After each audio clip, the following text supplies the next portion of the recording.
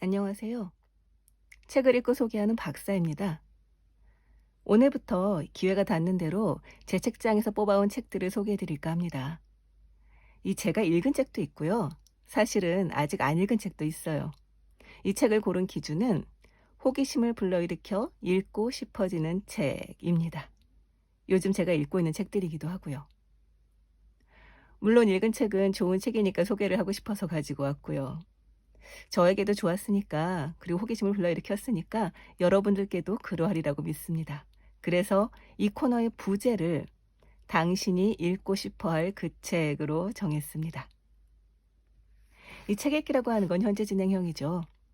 이 영상을 보고 솔깃하셨다면 저와 함께 같이 읽어왔으면 좋겠습니다.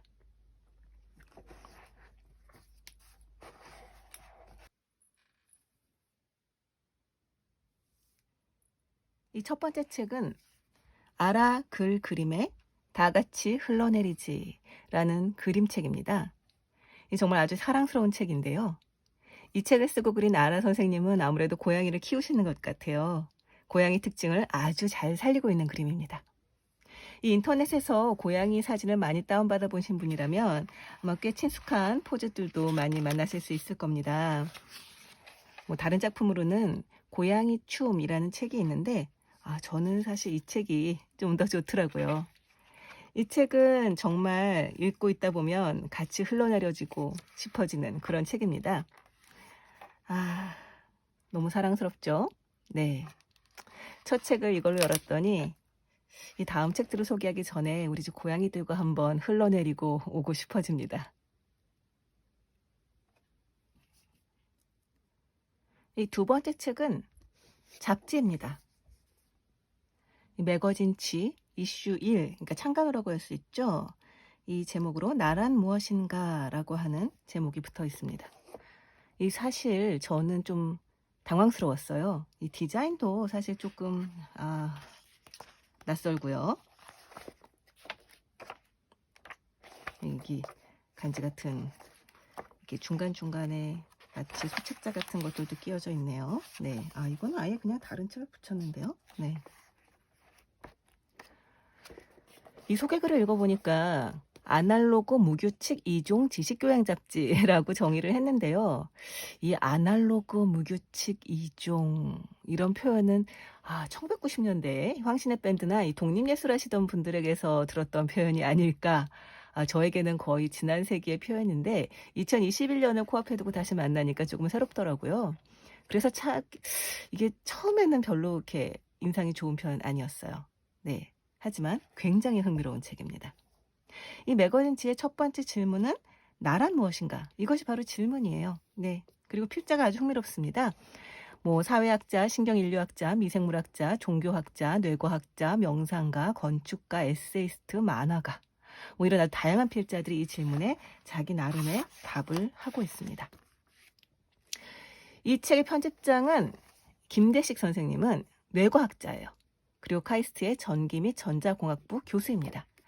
이 당신의 뇌, 미래의 뇌, 김대식의 인간 vs 기계, 김대식의 빅퀘스천 이런 책을 쓰면서 이 뇌의 비밀에 대해서 아주 흥미로운 이야기를 풀어내셨던 분인데요.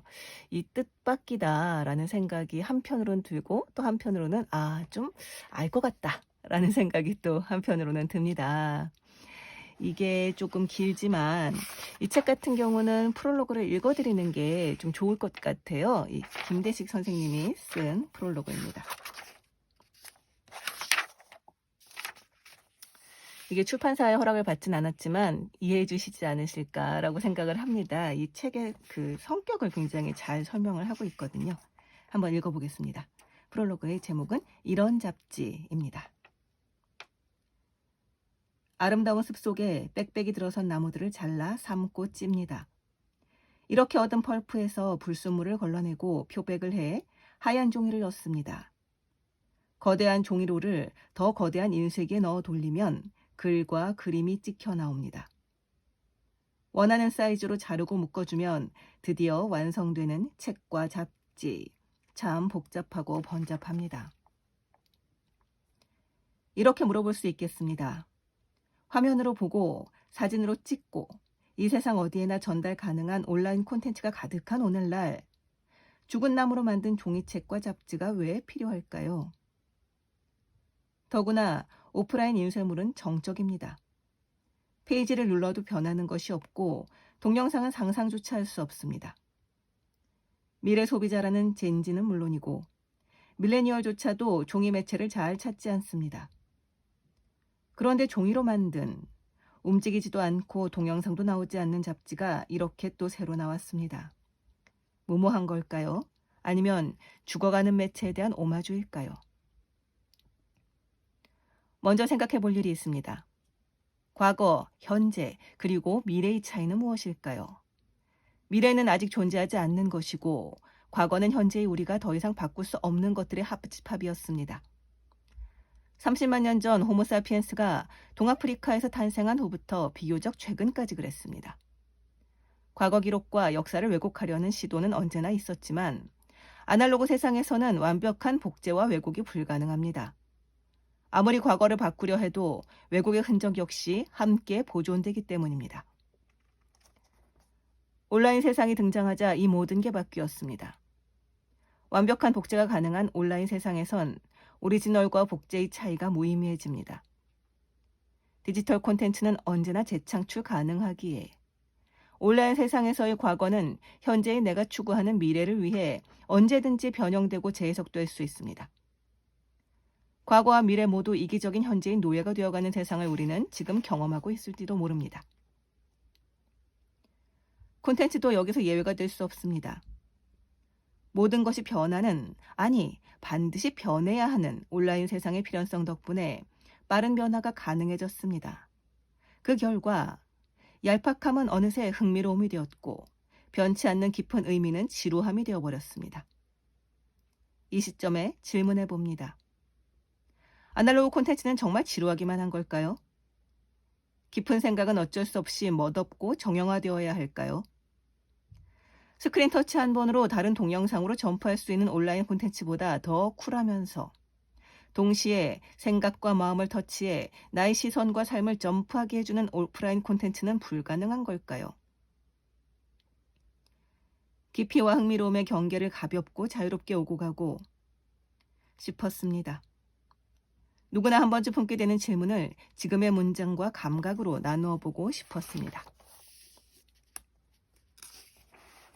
매거진 지가 그 자체로 지금 세상에 종이 잡지가 있어야 할 존재의 이유를 되묻듯 이번 창간호는 다양한 분야의 필자들과 함께 생각해 보았습니다. 도대체 나란 무엇일까요? 작가 전승환은 내 안에 또 다른 나, 새로운 나를 표현하는 데 적극적이 되자고 권하고 통계물리학자 김범주는 관계의 바탕을 둘 때 나가 성립하며 또 더 나은 나도 성립할 수 있다고 주장합니다. 사회학자 노명우는 신분이나 계급 등이 나를 설명해주던 중세, 직업이 나를 설명해주던 20세기, 평생 직업 신화가 사라지고 정체성 자체가 유동하는 21세기의 차이를 각각 서술하고 번역가 신견식은 한국어의 나라는 대명사에는 시제가 붙지 않지만 실제 삶에서 나의 정체성은 시간에 따라 변한다는 소박한 진실을 들려줍니다. 신경인류학자 박한선은 외부에 대한 감각과 느낌이 나와 너를 가르는 시발점이며 이를 경계로 차별이 일어나거나 반대로 자아가 확장된다고 설명하며 신경생물학자 강봉규는 뇌의 구조 그리고 기억은 시시각각 달라지므로 나를 정적인 존재가 아니라 동적인 존재로 바라보아야 한다고 말합니다. 미생물학자 류충민은 인간 몸과 미생물을 한 통으로 보는 홀로바이옴 개념을 소개하면서 나라는 존재는 미생물 등의 다른 존재와 항시 공생하고 있음을 알려주며 천문학자 이명현은 우주적 스케일에서 볼 때 인간인 나는 무척 미미한 존재이나 우주 자체를 생각할 수 있는 지적 존재라는 점에서 고귀하고 특별한 존재이기도 하다고 말합니다. 비교 종교학자 오강남은 지금의 나를 죽이고 새로운 나로 거듭나라는 화두가 힌두교, 불교, 유교, 기독교, 동학에서 어떻게 언급되는지 요약 설명하고 만화가 정우열은 카툰 에세이를 통해 프리다이빙이 주는 자유, 중력에서 벗어났을 때 내가 느끼는 자유를 이야기합니다. 뇌과학자 김대식은 기술의 발전을 통해 나와 자아를 복제할 수 있을지 상상해보고 작가 이묵돌은 신체 이식이 보편화된 미래를 짧은 소설로 그려봅니다. 철학자 홍창성은 서구의 나 개념이 인간 복제 같은 현대적 화두를 설명하기에 한계가 있다고 지적하며 그 대안으로 불교의 무아 개념을 제시하며 철학자 김상환은 근대 이후 서구 철학에서 나를 어떻게 정의해왔는지, 동양 철학에서는 나를 어떻게 파악해왔는지 설명하면서 특정 인칭이나 모습으로 고정되지 않는 아무개로서 나를 기형도의 시를 토대로 정의합니다. 대중문화학자 이규탁은 나를 이야기하는 대중가요 10곡을 선정해 소개합니다. 작가 정여율은 모든 나는 타인의 비난에 쉽게 상처받지만 동시에 상처를 스스로 치유하며 성장할 수 있는 힘을 가지고 있다는 사실을 알려주고, 명상가 김도희는 명상을 통해 기존의 나와 이별하고 새로운 나를 만나는 방법을 들려줍니다. 심리학자 김철수는 외부 환경 대 나, 내 몸 대 내 마음, 내 마음의 밝은 면 대 어두운 면 등 경계를 어디에 긋느냐에 따라 나 자신에 대한 인식이 달라진다고 말합니다. 사회학자 오천우는 코로나19 사태 중에 발생한 대구 혐오 사례를 바탕으로 부족적 사고방식이 어떻게 나, 우리와 너, 너희를 가르는 차별을 조장하는지 짚고, 건축가 이희루는 건물을 오직 소유의 대상으로 보려는 관점, 건축가 자신의 개성을 건축물에 투여하려는 욕망이 예를 들면서 나와 건축의 건강한 관계에 대해 말합니다. 문화인류학자 제레드 다이아몬드는 짧은 인터뷰를 통해 오늘의 자신을 만든 3가지 경험을 들려줍니다. 다양한 분야의 필자들에게 글을 받아 수록한 종이 잡지. 죽은 나무로 만든 종이에 겁없이 인쇄해버렸으니 더 이상 말을 바꿀 수도 왜곡할 수도 없습니다. 글은 더 이상 변하지 않지만 오늘 독자가 읽은 글이 내일 독자의 한 일부로 탈바꿈할 수 있다는 신비에 대해 생각하며 매거진 쥐를 세상에 소개합니다. 어떤가요? 낯익은 이름들이 보이죠? 이 필자들이 어떤 이야기를 했는지 요약해 놓은 것만 봐도 너무 읽고 싶다 약간 이런 생각이 드는데요. 불교에 관심 있는 저로서는 여기 몇 가지 꼭지들은 굉장히 읽고 싶어집니다. 한번 같이 읽어보시죠.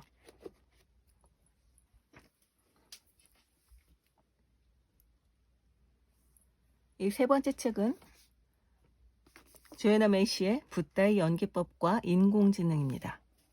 이 책은 사실 굉장히 천천히 읽을 거예요. 저희 불교 공부 모임이 있거든요. 여기서 1년에 걸쳐서 읽자라고 결정을 한 책입니다. 이 인공지능과 불교가 무슨 관계인가라는 생각이 드실 텐데요. 이 책은 인공지능을 태어나게 한 이 시스템 이론이라는 것과 불교의 연기법을 비교하는 책입니다.